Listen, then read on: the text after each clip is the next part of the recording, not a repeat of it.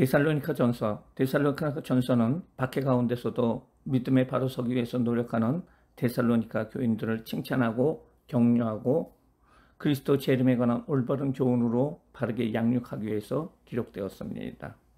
저자는 사도 바울입니다.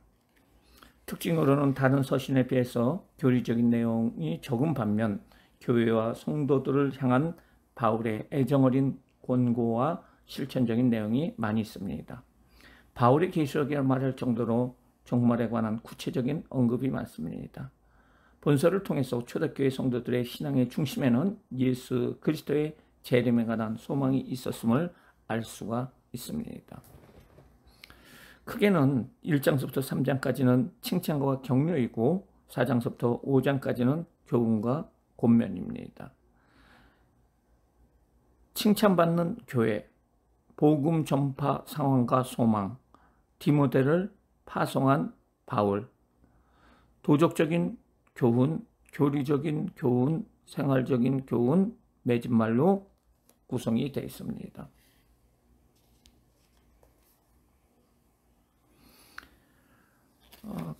큰 제목으로 칭찬과 격려가 1장부터 3장까지 있습니다.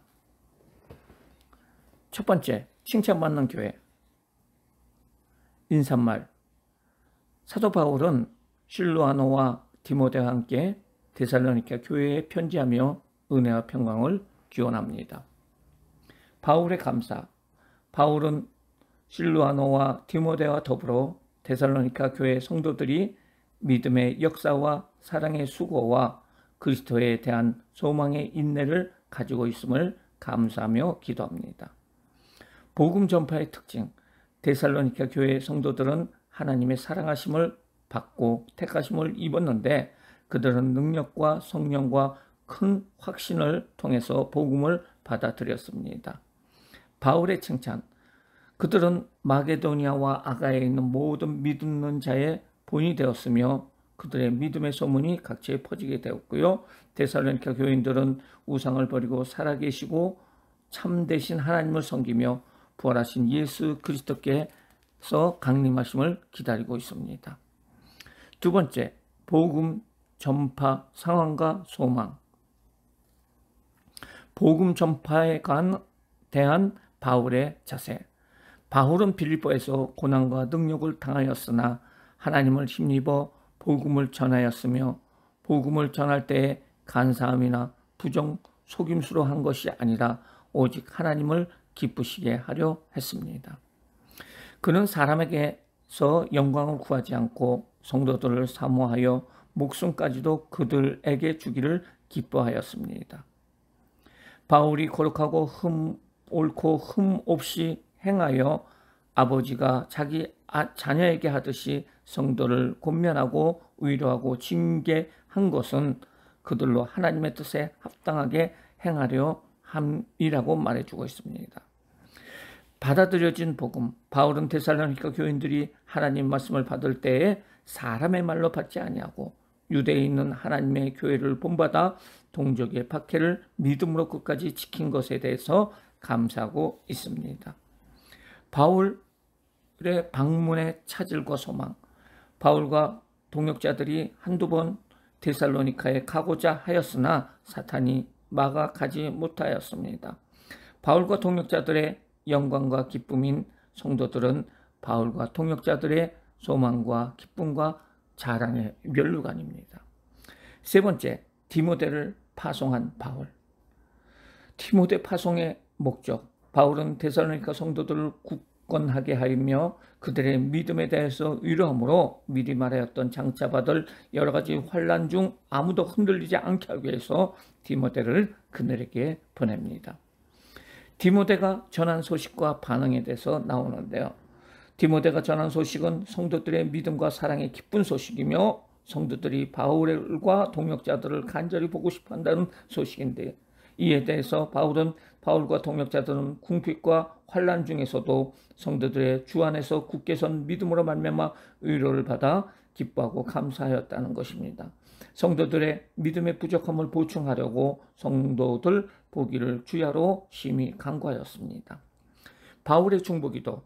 바울은 자신과 동역자들이 데살로니가 교회의 성도들에게 가는 것과 성도들을 피착한 모든 사람에 대한 사랑이 더욱 많이 넘쳐게 하심을 기도합니다. 그는 성도들의 마음을 굳건하게 하여 성도들이 우리 주 예수께서 강림하실 때에 하나님 아버지 앞에서 거룩함에 흠이 없기를 바라고 있습니다. 큰 두 번째, 교훈과 권면입니다. 첫 번째, 도덕적인 교훈입니다. 거룩하라. 성도들은 바울과 동역자들에게 배운 대로 하나님을 기쁘시게 하도록 하나님의 뜻인 거룩함을 위하여 더욱 힘써야 합니다. 거룩함을 저버린 자는 우리를 거룩하게 하시려고 부르시고 그의 성령을 주신 하나님을 저버리는 것입니다. 더욱 사랑하라. 바울은 하나님의 가르침을 받아 서로 사랑하고 마게도니아 모든 형제들에게도 사랑을 베푸는데 데살로니가 성도들을 칭찬합니다. 일하기를 힘쓰라. 성도들은 바깥 사람에 대하여 단정히 행하고 아무 궁핍함이 없도록 해야 합니다.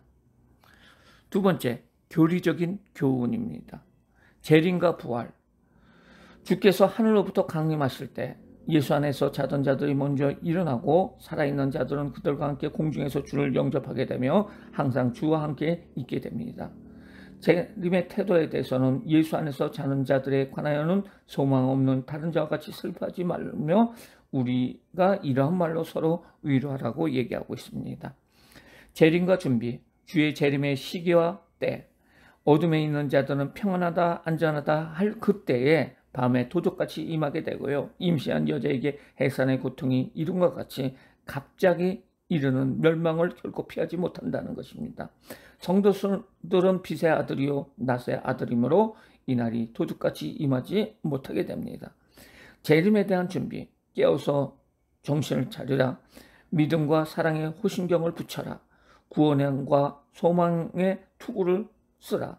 피차간에 권면하라. 서로 덕을 세우라는 것입니다. 세 번째, 생활적인 교훈입니다. 교회 생활. 바울은 교회 지도자들과 성도들과 각 부류의 사람들이 서로에 가져야 할 의무에 대해서 권면을 하고 있습니다. 목회자들과 성도들에 대해서 수고하고 다스리고 권해야 된다는 것입니다. 성도가 목회자들에 대해서 알고 가장 귀히 여기며 화목해야 합니다. 게으른 자들에 대해서 공개해야 되고요. 마음이 약한 자들에 대해서 격려해야 되고 힘이 없는 자들에 대해서 붙들어 잡아야 되고 그리고 모든 사람들에 대해서 오래 참고 악으로 악을 갚지 말고 선을 따라 행하라는 것입니다. 개인 신앙생활, 바울은 성도 개인의 올바른 신앙생활에 대해서 권면하고 있습니다.